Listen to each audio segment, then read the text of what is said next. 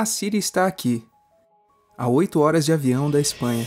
A grande parte da sua população se concentra aqui. Por quê? Porque toda essa região é um enorme deserto, mas um deserto muito importante. Tem 1/3 das reservas de petróleo do mundo e também de gás natural. Segundo alguns, o novo petróleo. Para tirá-lo daqui e levá-lo para a Europa, é preciso rodear essa península e sair pelo canal de Suez. Como você pode imaginar, aqui te cobram. Mas existe um jeito mais simples, a linha reta. Quem controla esse fluxo pode abri-lo e fechá-lo como uma torneira. Se você não paga, não tem petróleo e nem gás. Essa região é o máximo. A civilização do planeta começa em 3 locais e este é um deles. Mesopotâmia, aqui.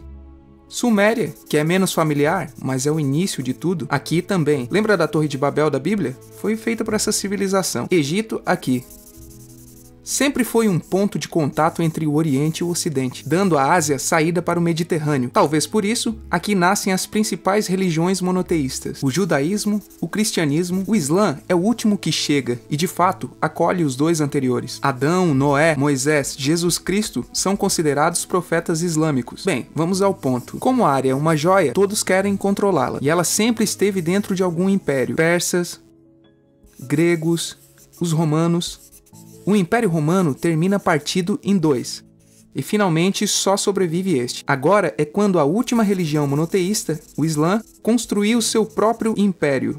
Você se lembra das cruzadas? Pois são os europeus cristãos tentando recuperar essa área de que estamos falando.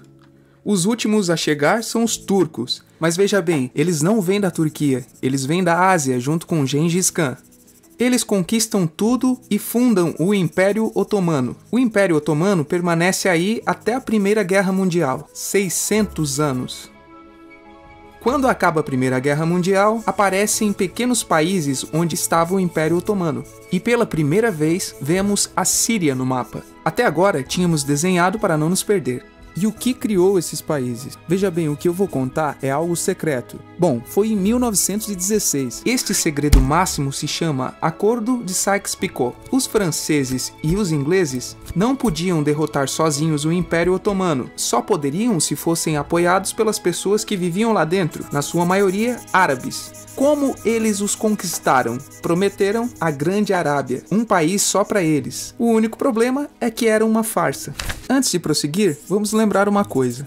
Os árabes são um povo, não uma religião. Isso é, um árabe pode ser muçulmano, pode ser cristão, e antes do Islã, aparentemente houve tribos árabes com tradições judaicas. Bem, para os árabes não foi dado esse único país que tinha sido prometido. Em seu lugar, franceses e britânicos criaram diversos países pequenos. Esses países, obviamente, não eram países de verdade, mas áreas sob seu comando com governantes estabelecidos por eles. Durante esse tempo, eles fazem o que querem com a área. Lembre-se que há petróleo. A Síria, embora não tenha grandes reservas, tem fácil acesso ao mar, e a França, que ficou com a Síria, entrega a nação a empresas estrangeiras. Após a Segunda Guerra Mundial, os europeus se vão. No caso da Síria, são expulsos.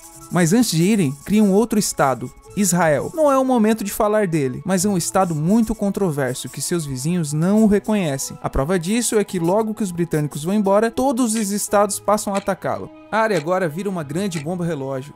E enquanto isso, o que acontece com a Síria? Bem, não é muito estável, tem constantes golpes de estado. Nessa época aparece na Síria uma ideologia que assume o controle e se expande por todo o mundo árabe, o Baás. Essa ideologia mistura o antigo sonho de uma só nação árabe com ideias socialistas e algo muito importante, é laica, ou seja, não é religiosa. A Síria chega a se unir com o Egito, um país com o qual não tem fronteiras. Mas isso não é algo raro. Muitos desses países tentam fazer isso também. Como você deve lembrar, para essa gente foi prometido um só país e o desejo se manteve. Mas a união falha e nessa época o Egito lhes convence a nacionalizar o petróleo. Na Síria, Hafez al-Assad, pai de Bashar al-Assad, o atual presidente, se torna chefe de estado Baás. No Iraque, também Baás, começa a ganhar força Saddam Hussein. As diferenças entre os países dividem os partidos Baás de outros países em pró-Síria ou pró-Iraque. Começa a Guerra Fria, o mundo se divide em 2, ou você é dos Estados Unidos ou da União Soviética.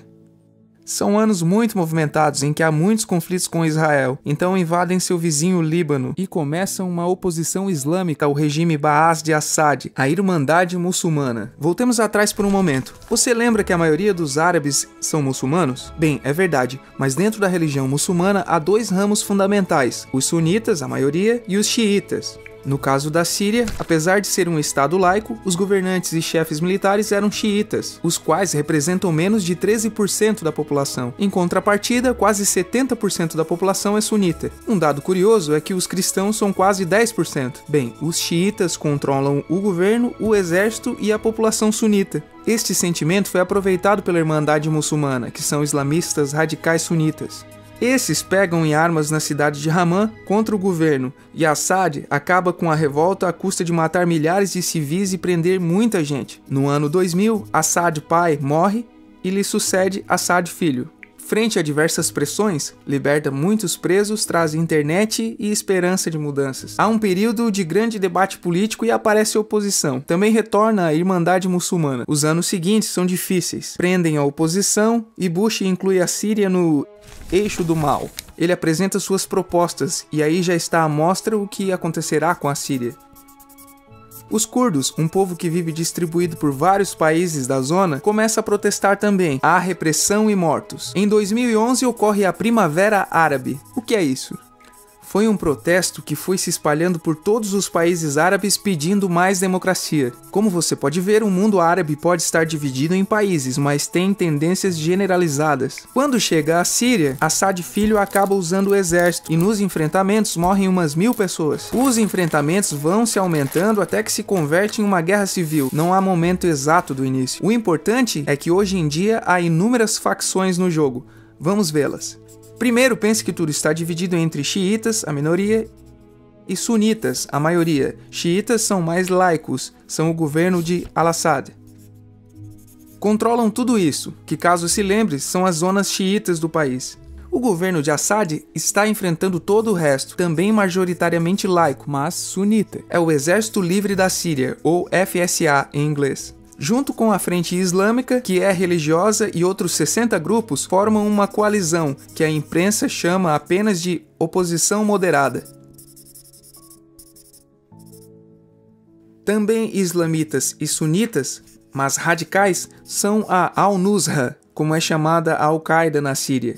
Outros islamitas radicais são o autoproclamado ISIS, ou Estado Islâmico de Iraque e Síria. São uma dissidência da Al-Qaeda que controlam a maior parte da Síria e Iraque e são famosos pelas suas atrocidades. Seu objetivo é impactante para muitos. É a criação de um Estado Islâmico ao longo da Ásia, a África e aí por diante. Isso você já sabe. Em Al-Raa temos o povo curdo. Você lembra? Aquele que o presidente Assad reprimiu, pois igualmente os governos de países próximos também o fizeram. Agora eles controlam militarmente essa zona. Antes de terminarmos, repassemos os apoios militares internacionais até outubro de 2015. As forças de Al-Assad são apoiadas pela Rússia, que já tinha bases militares no país antes do conflito, pelo Irã e pela China. Todos são países daquilo que a Europa chama de Oriente. Contra Al-Assad, apoiando a chamada oposição, lutam Estados Unidos, Turquia, França, Grã-Bretanha e Arábia Saudita.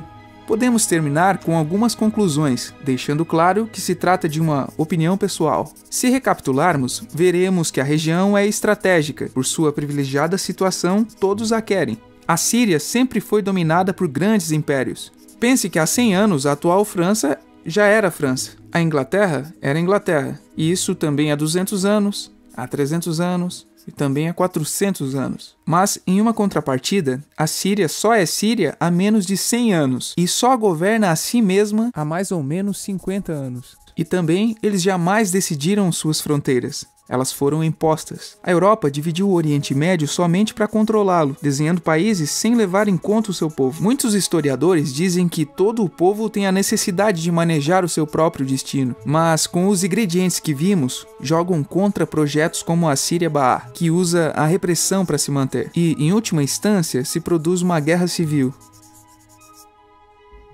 Neste contexto, não é difícil que apareçam jogadores que se alimentem do desespero e ressentimentos unidos à repressão e à adição do Ocidente como invasor. O ISIS usa a identidade árabe e a mitologia de antigos impérios. Quando quiser entender o presente, se pergunte: e o passado?